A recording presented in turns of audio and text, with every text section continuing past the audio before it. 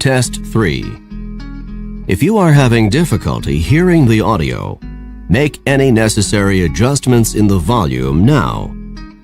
Read the directions in your textbook as you listen to the directions on this recording. Complete Test 3. Section 1. Listening Comprehension. In this section of the test, you will have an opportunity to demonstrate your ability to understand conversations and talks in English. There are 3 parts to this section, with special directions for each part. Answer all the questions on the basis of what is stated or implied by the speakers you hear. Do not take notes or write in your test book at any time. Do not turn the pages until you are told to do so. Part A. Directions. In Part A, you will hear short conversations between 2 people. After each conversation, you will hear a question about the conversation. The conversations and questions will not be repeated. After you hear a question, read the 4 possible answers in your test book and choose the best answer. Then, on your answer sheet, find the number of the question and fill in the space that corresponds to the letter of the answer you have chosen. Now we will begin Part A with the first conversation. Number 1.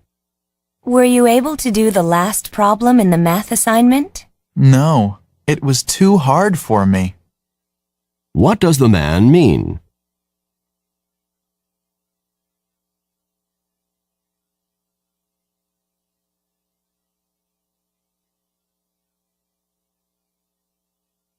Number 2.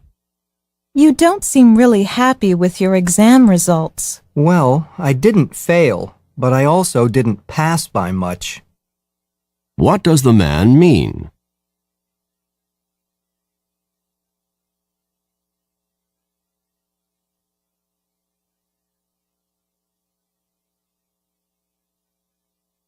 Number 3. Where are the dirty clothes? Have you taken care of them? They're in the washing machine. What does the man mean?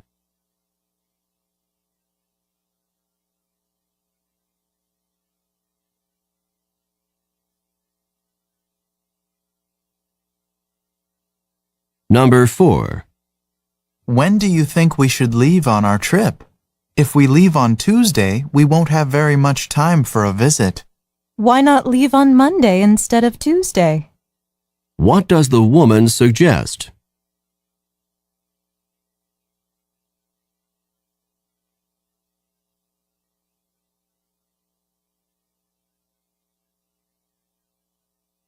Number 5. What was in the letter from the landlord?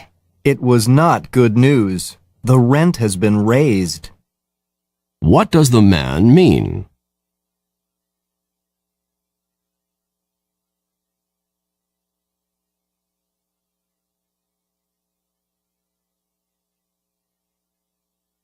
Number 6. I've had to work way too many hours for the last 2 weeks.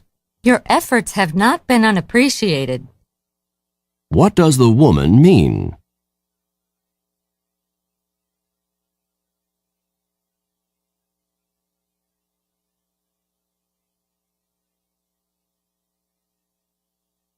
Number 7. Could you help me with this? I'll wash the lettuce if you'll make the dressing. What are the man and woman most likely doing?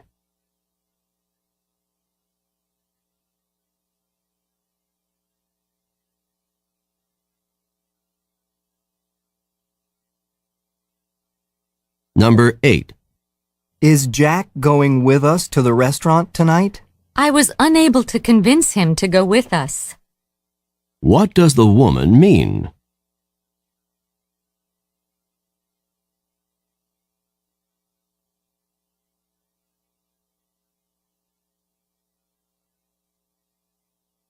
Number 9. Can you tell me how I can find the biology lab from here? Just go down those steps and enter the door after the first one. What should the man do?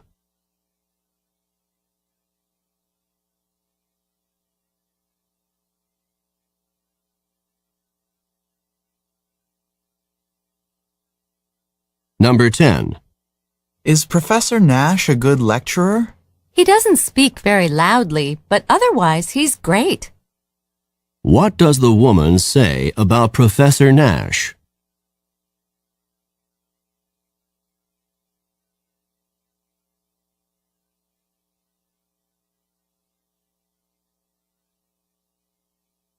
Number 11. We have another history exam on Friday, and I hope this one isn't as hard as the last one. You can say that again. What does the woman mean?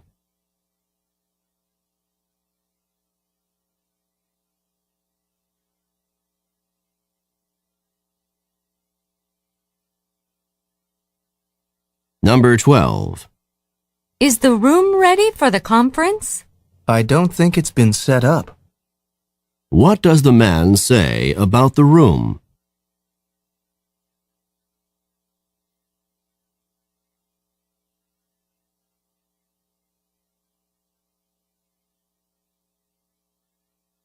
Number 13.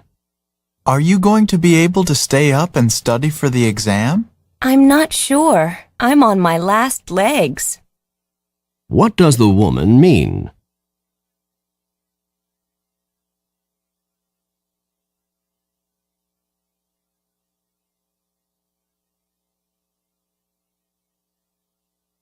Number 14.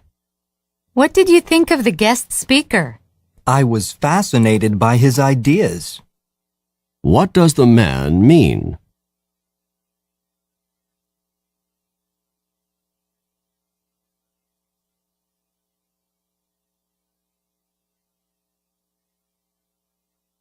Number 15. How's the weather today? It's just not as humid as it was last week. What does the man say about the weather?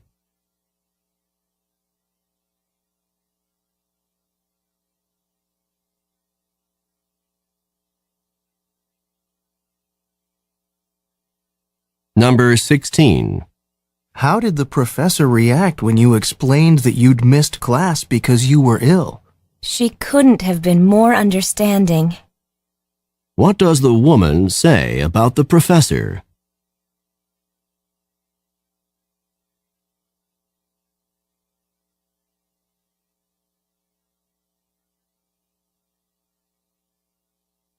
Number 17. That was some air show. The skydivers pulled off some incredible feats. I thought so too. I just couldn't believe what I saw. What does the woman mean?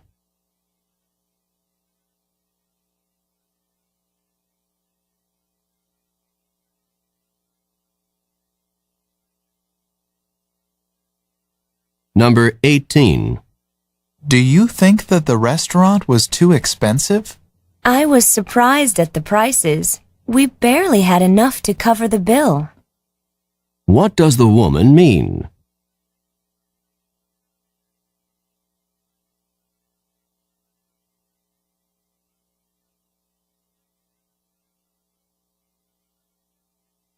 Number 19.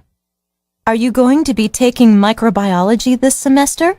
I wish I could put off taking it for another semester, but I can't. What does the man imply?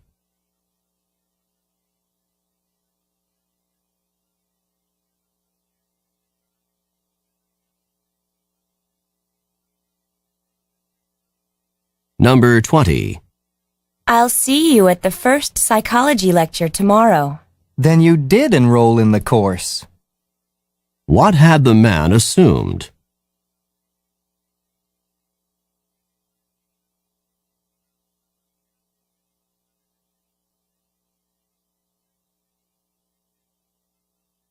Number 21. Let's look over the blueprints for the building one more time. Good idea. we need to be sure that the design is absolutely correct before construction begins. Who are these people most likely to be?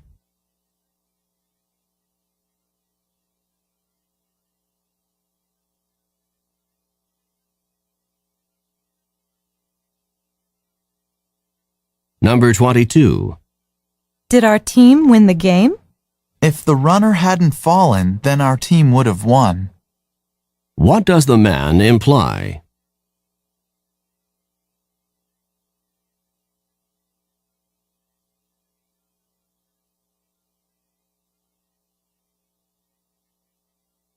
Number 23.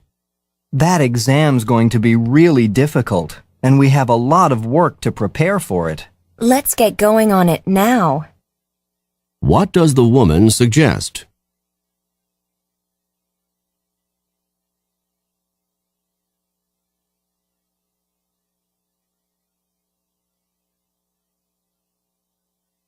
Number 24. Are you happy that Kathy is one of the members of our group for the class project? I'm not really happy about it, but I can manage to get along with her to get the project done. What does the man say about Kathy?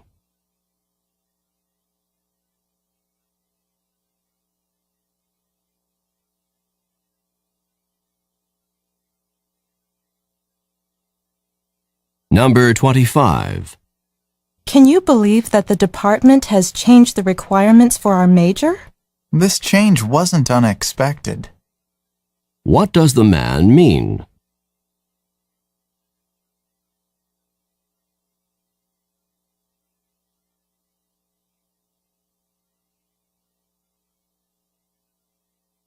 Number 26. I'm not sure if we should try to buy a house in a few years or keep on renting. We'll cross that bridge when we come to it. What does the woman mean?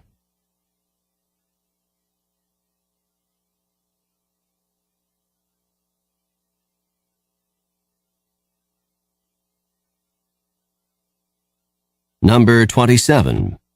Did you enjoy the sightseeing trip that you took last week? It couldn't have been more perfect in any way.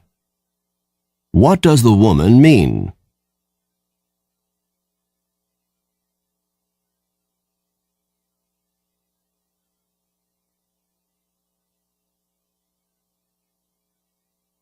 Number 28. Were you able to deal with the part of the exam on medieval architecture? The topic was barely covered in the lectures, yet it was a major part of the exam. What does the man say about the topic?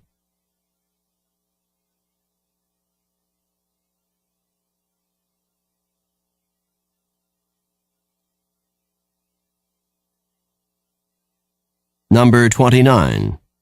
I can't believe that there's going to be an exam tomorrow. I wish the professor had announced the exam a little bit earlier. What does the woman imply?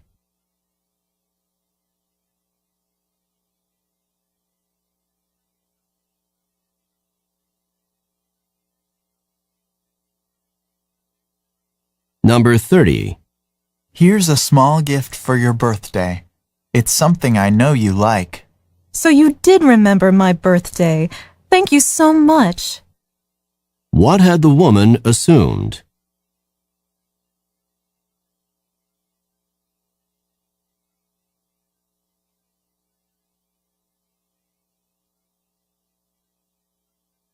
Now read along with me as I read the directions for Part B. Remember, you should not read ahead or turn the pages while the directions for this part are being read. Part B. Directions. In this part of the test, you will hear longer conversations. After each conversation, you will hear several questions. The conversations and questions will not be repeated. After you hear a question, read the 4 possible answers in your test book and choose the best answer. Then, on your answer sheet, find the number of the question and fill in the space that corresponds to the letter of the answer you have chosen. Remember, you are not allowed to take notes or write in your test book. Now we will begin Part B with the first conversation. Questions 31 through 34. Listen to a conversation between two students. Dora, could you please give me some help? With what? I kept putting off my History 101 paper, and it's due next week. If you want to pass the course, you've got to write that paper. I know. I thought that since you're a history major, you could help me come up with a topic for my paper. History 101 is about American history. You could write about the Revolutionary War, or the Civil War, or World War I. Oh, I don't want to write about wars. I don't want to think about killing and death. Can you think of something else? Why don't you write about technology, inventions that changed American history? That topic seems a little broad. Maybe I should narrow it down a bit. Well, you could choose one invention, the telephone or the airplane, for example, and write about its effect on history. I know. My favorite topic is cars. I'll write about the invention of the automobile and its effect on American history. That sounds like a good topic for you. Now, you'd better get busy. You only have 1 week. Number 31. What does the man ask the woman to do?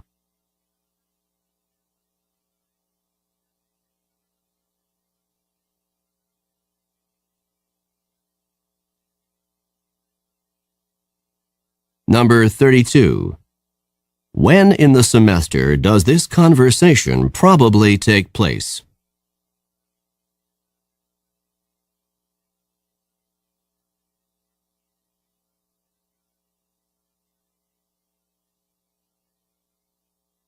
Number 33. Why won't the man choose technology as a topic?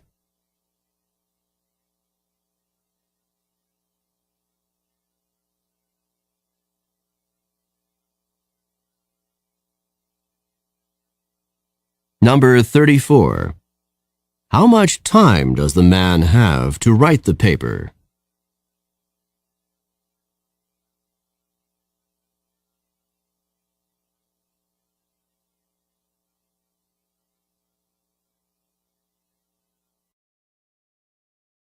Questions 35 through 38. Listen to a conversation about a tragic event. Did you hear the story on the news this morning about the apartment fire down the street? I heard something about it. What happened exactly? A fire started about 3 o'clock in the morning in an apartment complex with about 20 apartments. One of the apartments was completely destroyed, and several of the others were damaged. Do they know how the fire started? They're not sure at this point, but they believe that it was started by someone smoking in bed. It's a shame that one careless person can cause so much trauma for others, not to mention the thousands and thousands of dollars of damage. Even more serious than the damage to property is the harm to the apartment's occupants. I hear that several residents were rushed to the hospital, but at least none of them died. It's all so frightening. Do you know of anything I can do to keep this from happening to me? I guess the best thing to protect yourself is to make sure that you have a smoke alarm and a fire extinguisher in good working condition. The smoke alarm will give you an early warning that a fire has started, so you can call the fire department. If it is a small fire, maybe you can use the fire extinguisher to help put out the fire before the fire trucks arrive. That's good advice. I think I'll go home and check my smoke alarm. Number 35. What is the topic of this conversation?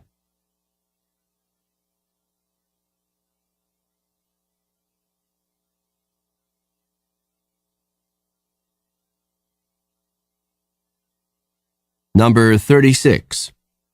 According to the woman, how extensively were the apartments damaged?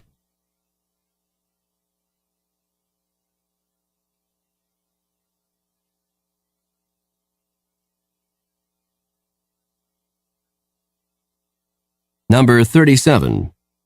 What did the man say about some of the apartment residents?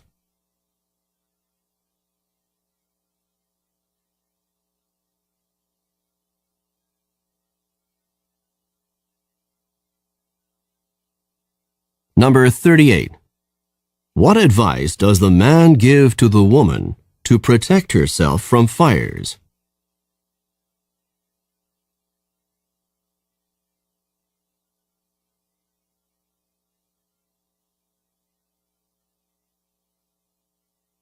This is the end of Part B. Go on to the next page.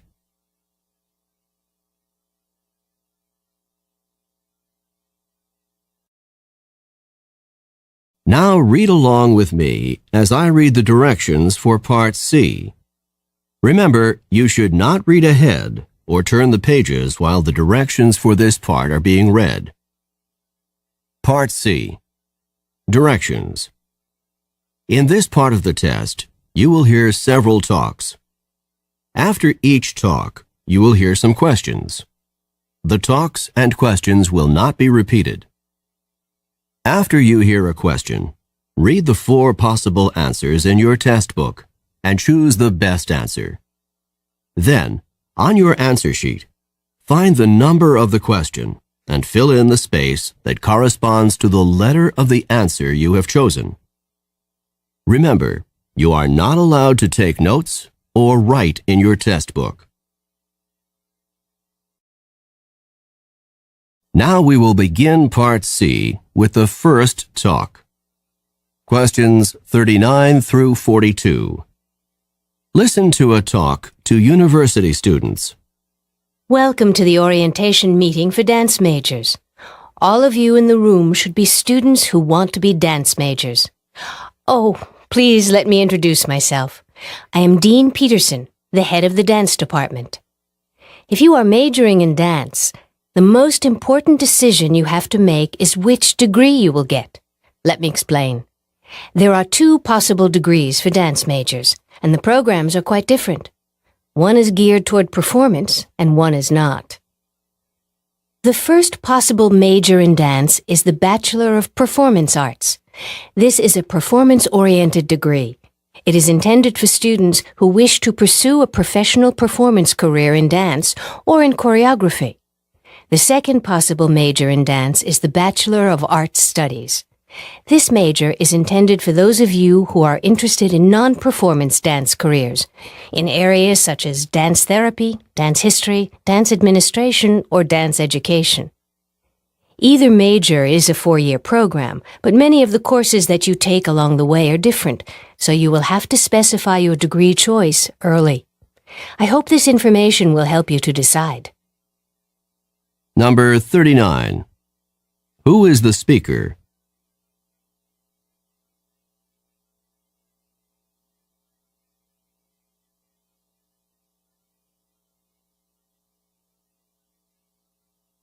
Number 40.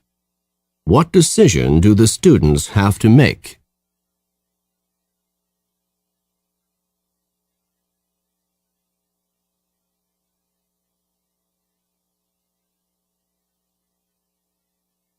Number 41. A dance major with a Bachelor of Performance Arts degree might be interested in which area of work?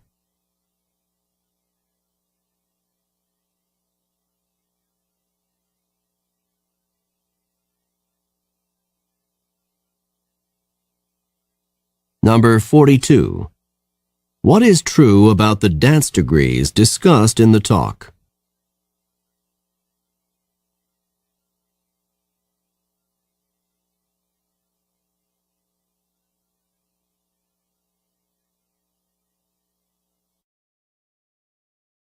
Questions 43 through 46. Listen to a talk about Cajun country.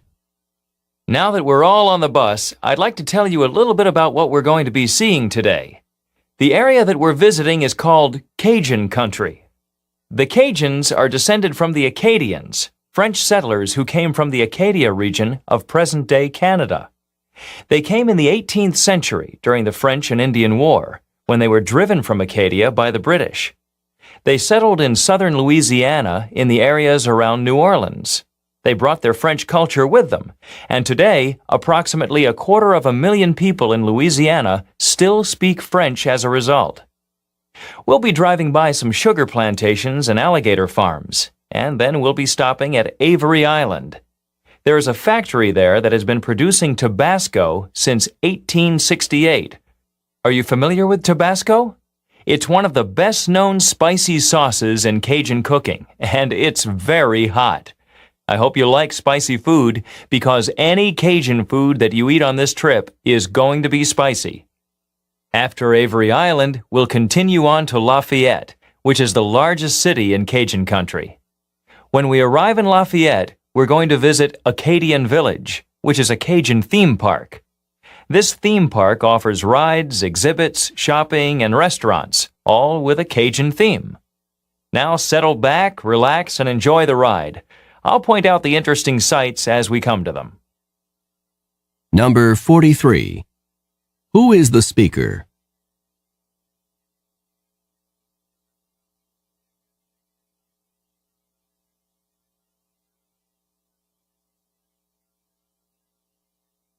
Number 44. What is true about the Cajuns?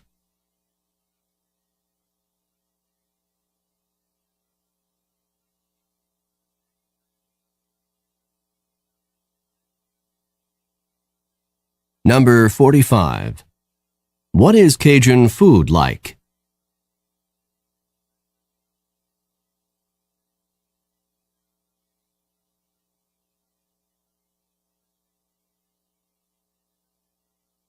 Number 46.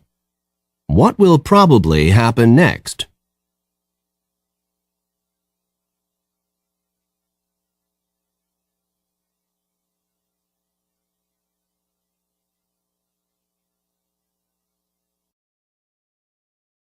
Questions 47 through 50.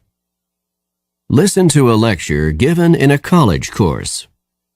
The development of the radio into a worldwide force occurred relatively quickly. In 1920, only 19 years after Marconi sent the first wireless signal across the Atlantic, the world's first radio station was established in Pittsburgh, Pennsylvania, and by 1923, nationwide broadcasting was possible in the United States. Radio broadcasting was initially totally uncontrolled, and each of the dozens of existing stations broadcasted its programs whenever and on whatever wavelength it wanted. The result for listeners, as you can imagine, was often a garbled mess. This confused situation in radio broadcasting lasted until the Federal Communications Commission, which is often referred to as the FCC, was created in 1930 by the United States government. The initial purpose of the FCC was to regulate radio broadcasting. Each station was assigned a wavelength for its broadcasts to minimize interference from other radio stations. Number 47. What is the topic of this talk?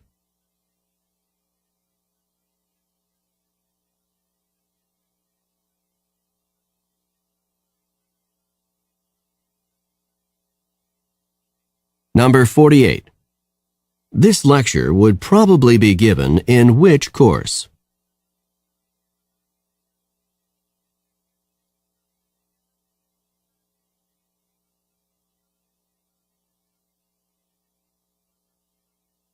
Number 49.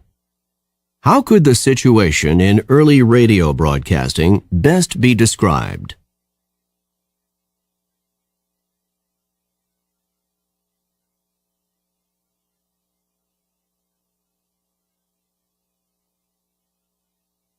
Number 50.